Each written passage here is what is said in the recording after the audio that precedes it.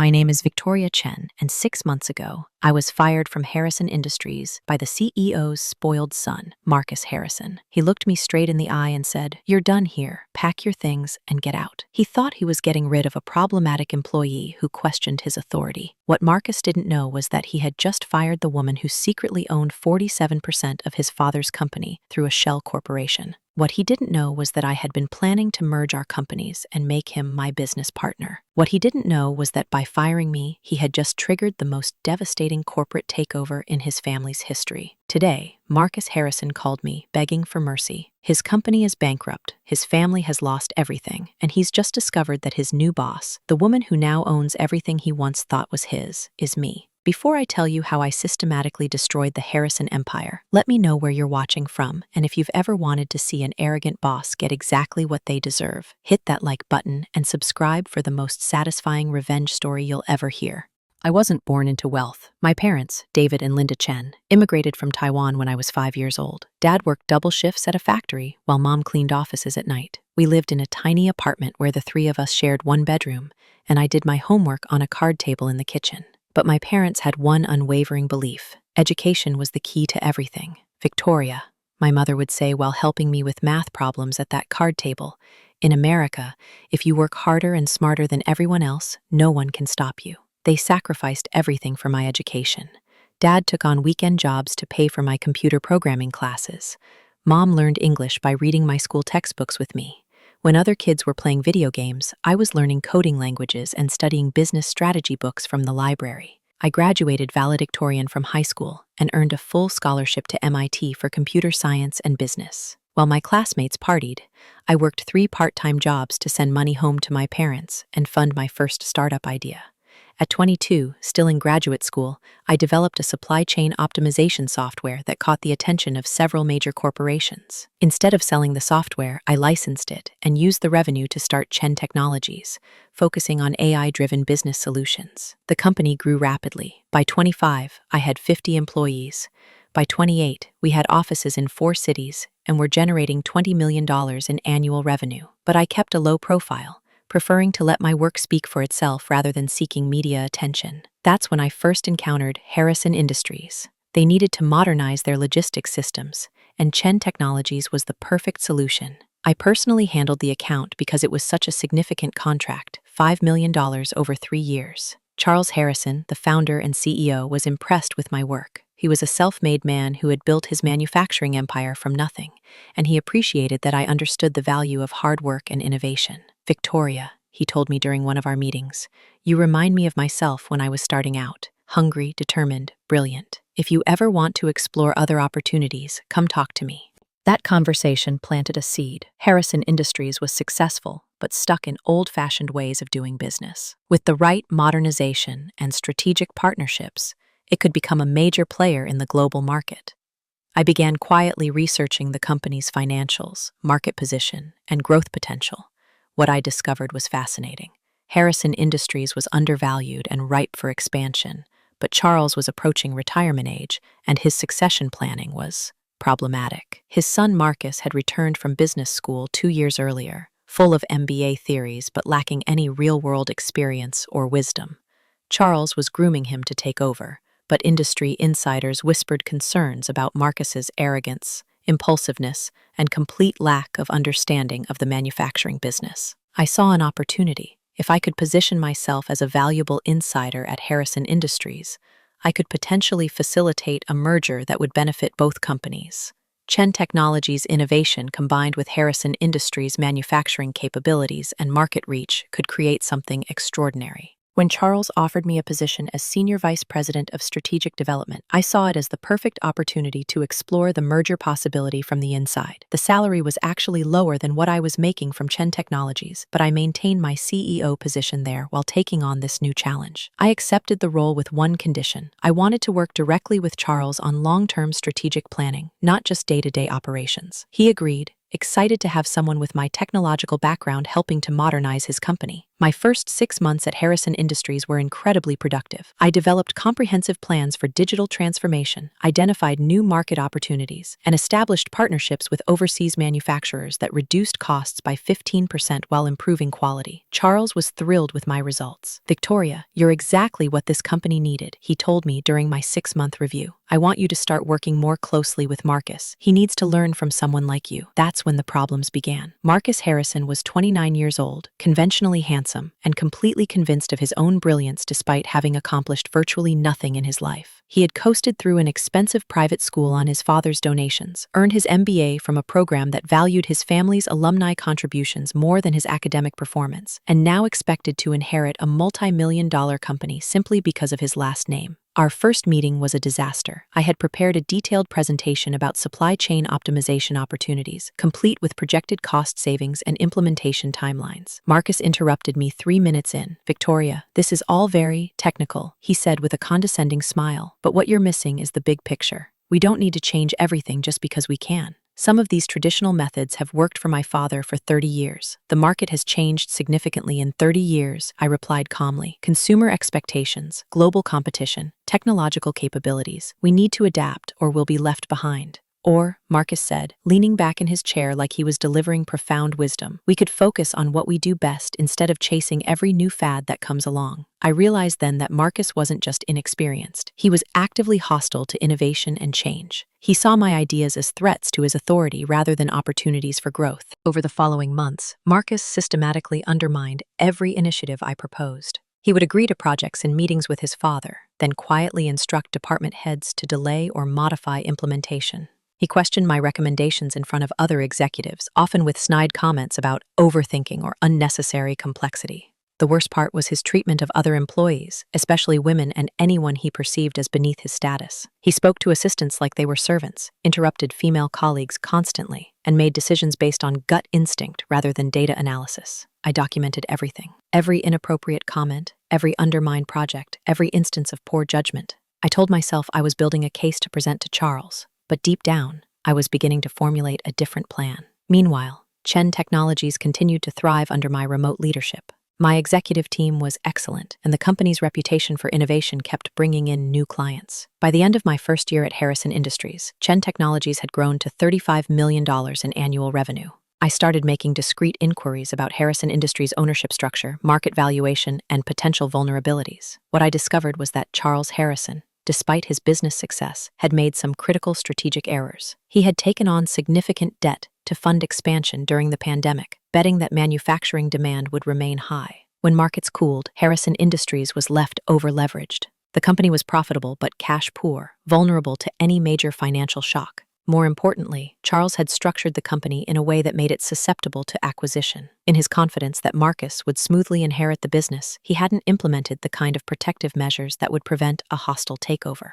I began developing 2 parallel strategies, one where I would eventually propose a friendly merger between Chen Technologies and Harrison Industries, and another where I would simply acquire Harrison Industries outright if the friendly approach proved impossible. Given Marcus's hostility and incompetence, I increasingly believed the second approach might be necessary. The breaking point came during a board meeting in March. Charles had asked me to present a comprehensive digital transformation plan that would modernize Harrison Industries' entire operation over 3 years. I had spent months developing this proposal, including detailed financial projections, implementation timelines, and risk assessments. The presentation went well. Board members asked thoughtful questions and seemed genuinely excited about the growth potential. Charles was beaming with pride, and I felt like we were finally making real progress toward the kind of partnership I had envisioned. Then, Marcus spoke up. "I have some concerns about this proposal," he announced, pulling out a folder I had never seen before. "I've been doing my own analysis, and I think we're getting ahead of ourselves."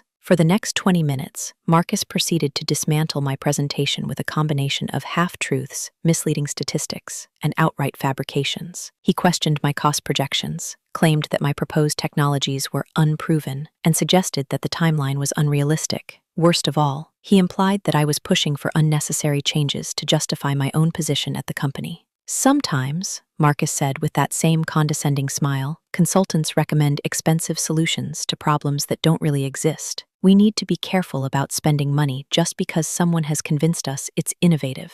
The word consultant was a deliberate insult. I wasn't a consultant. I was a senior vice president and a significant contributor to the company's recent success. But Marcus was positioning me as an outsider trying to take advantage of his family's business.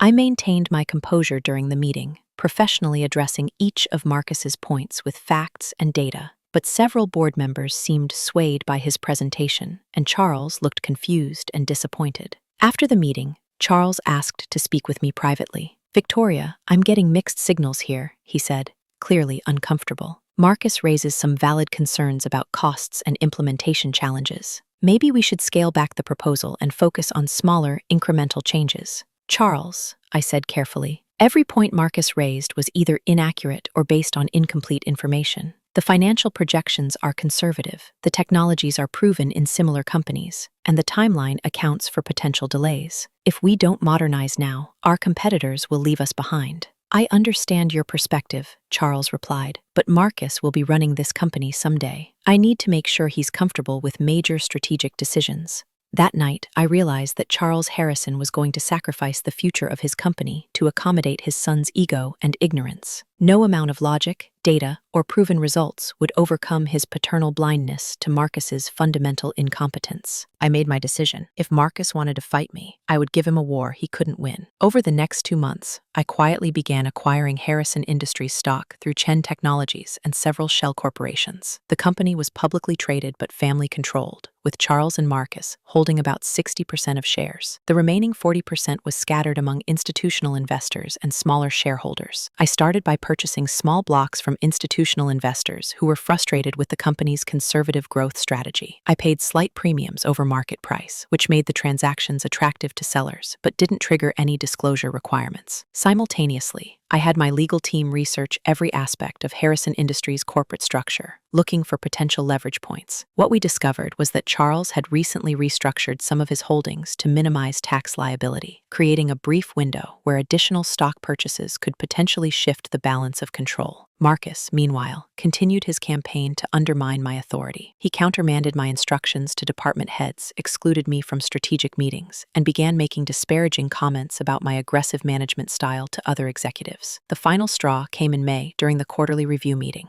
I had prepared a presentation showing that the modest technology upgrades we had implemented, despite Marcus's interference, had already generated $2.3 million in cost savings and efficiency improvements. The results were undeniable and impressive. Charles was pleased with the numbers, but Marcus had clearly decided that my success was a threat to his position.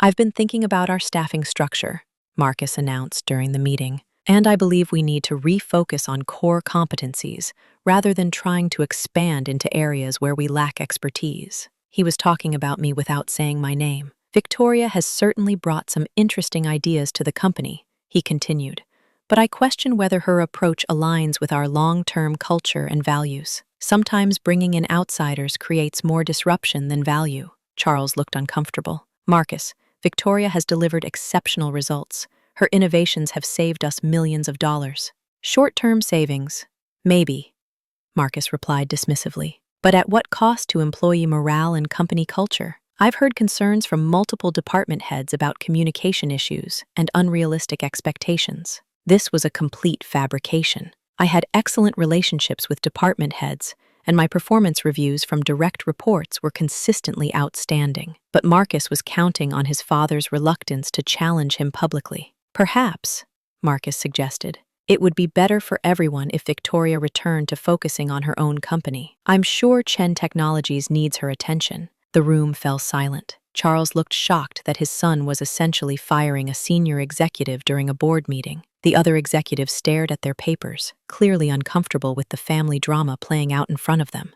I stood up calmly. "Charles, if you'd like me to step down, I'll need that request to come directly from you as CEO." Charles hesitated, torn between supporting his son and acknowledging my contributions to the company. The pause stretched uncomfortably long. Marcus, sensing his father's uncertainty, pressed his advantage. "Dad, sometimes tough decisions have to be made for the good of the company. Victoria is talented, but she's not a good fit for our organization. I think, Charles said quietly, clearly hating every word, perhaps it would be best if we made a transition. Victoria will provide excellent references and a generous severance package. That won't be necessary, I replied, gathering my materials. I have other opportunities to pursue. As I walked toward the door, Marcus couldn't resist one final insult. Victoria, I hope you understand this isn't personal. Sometimes people just aren't compatible with certain corporate cultures. I turned back to face him, and for the first time in months, I smiled genuinely. You're absolutely right, Marcus. Sometimes people aren't compatible, and sometimes those incompatibilities have consequences that take time to become apparent. I left Harrison Industries that day, knowing I would never return as an employee, but I also knew that my relationship with the company was far from over.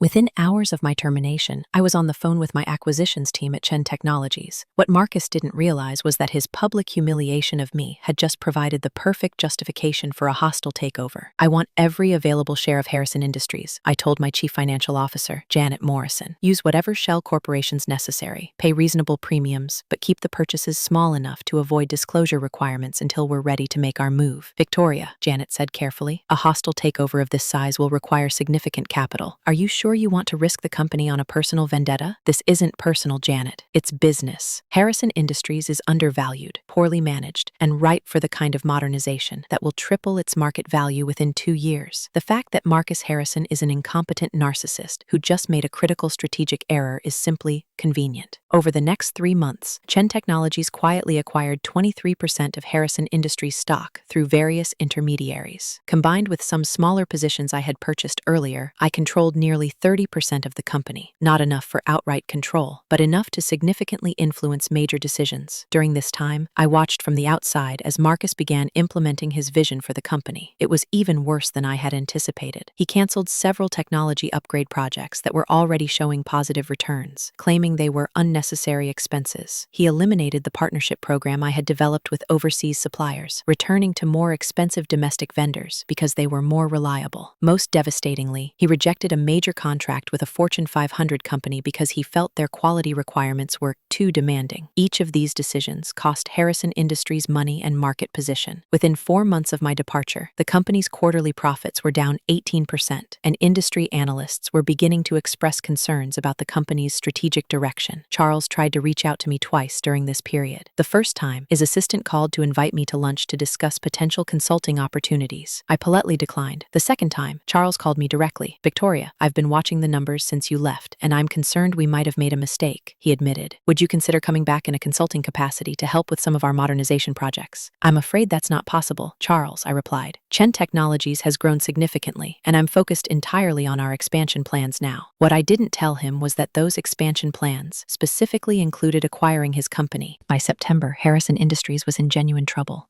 Marcus's poor decisions had compounded into a series of cascading problems. Lost contracts, increased costs, declining employee morale, and growing concern from institutional investors. That's when I made my first direct move. I instructed my legal team to file the necessary paperwork revealing Chen Technologies' stock position in Harrison Industries and formally requesting representation on the board of directors. Under corporate law, a shareholder controlling 30% of a company's stock was entitled to proportional representation in governance decisions. The filing created immediate panic in the Harrison Industries executive suite. Charles called an emergency board meeting to address what he termed an unexpected development from an outside investor. I attended that board meeting as the representative of Chen Technologies Holdings, walking into the same conference room where Marcus had fired me 4 months earlier. The looks on their faces when I entered were worth every dollar I had spent on stock acquisitions.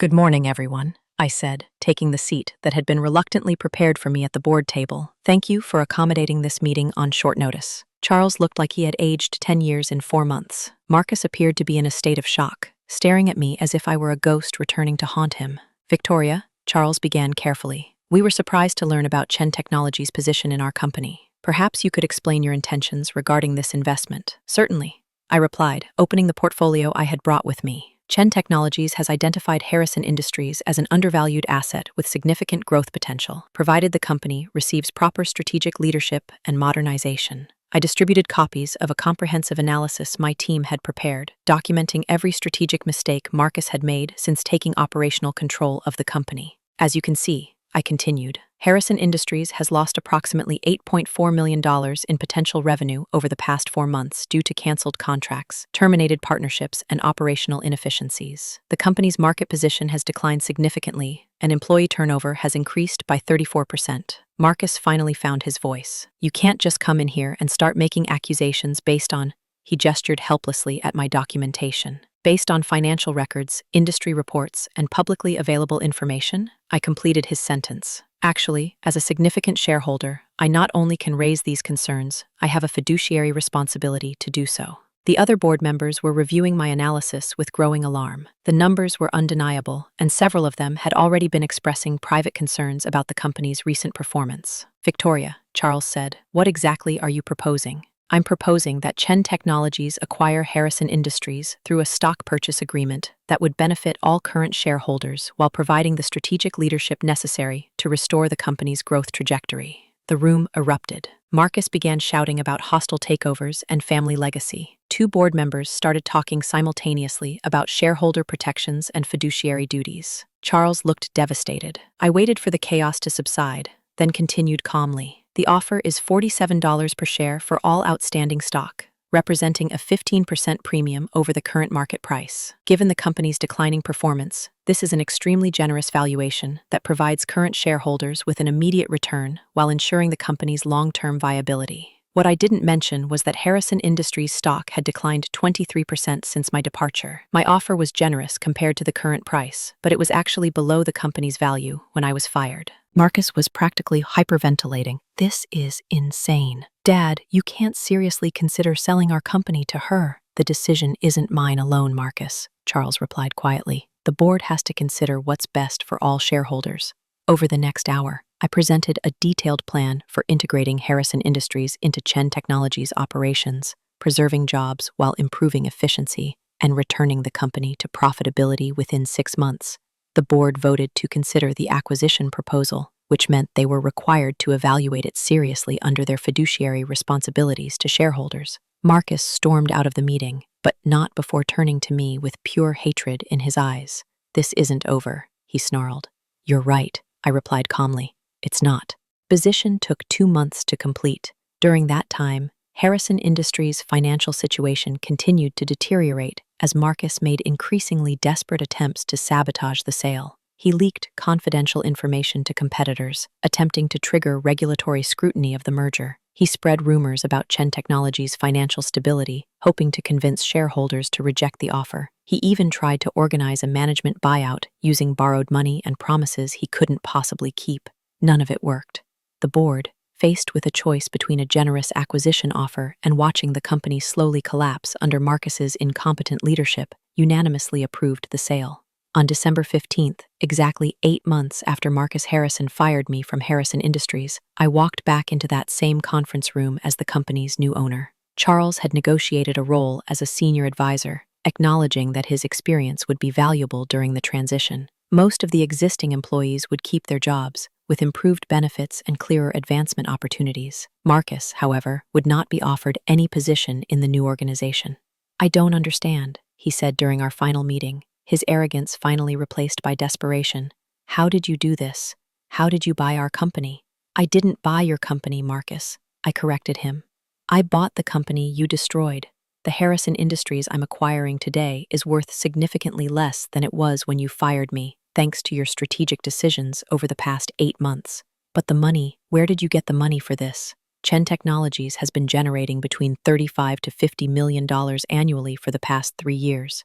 While you were telling your father that I was just a disruptive consultant, I was running a company that could afford to acquire his. Marcus stared at me, finally understanding the magnitude of his miscalculation. You planned this, he whispered. You planned this from the beginning. No, Marcus. I plan to merge our companies as partners. I plan to help you learn how to run a modern business. I plan to honor your father's legacy while building something larger and more successful, and either company could become alone. I leaned forward, my voice steady and cold. you're the one who turned this into a war. And you lost. Today, the former Harrison Industries operates as a division of Chen Technologies, generating 40% higher revenues than it ever achieved under the Harrison family's management. We've restored the contracts Marcus canceled, implemented the technology upgrades he rejected, and hired back the key employees who left during his disastrous tenure. Charles Harrison serves as our senior manufacturing advisor and has expressed gratitude for the way we've preserved his life's work while improving its performance. Most of the original employees have prospered under new management. Marcus Harrison is currently unemployed. His termination package included a generous severance payment, but his reputation in the industry has made finding new employment challenging. Apparently, word spreads quickly when someone makes decisions that cost investors $8.4 million in 6 months. Last week, he called my office asking for a meeting to discuss opportunities for collaboration. My assistant informed him that my schedule was completely booked for the foreseeable future. If this story of strategic patience and ultimate vindication resonated with you, hit that like button and subscribe for more tales of sweet justice served cold. Remember, sometimes the best revenge isn't getting mad, it's getting successful enough to make your enemies irrelevant. Thank you for listening, and never underestimate the person you're trying to destroy. They might just be planning to own everything you think belongs to you.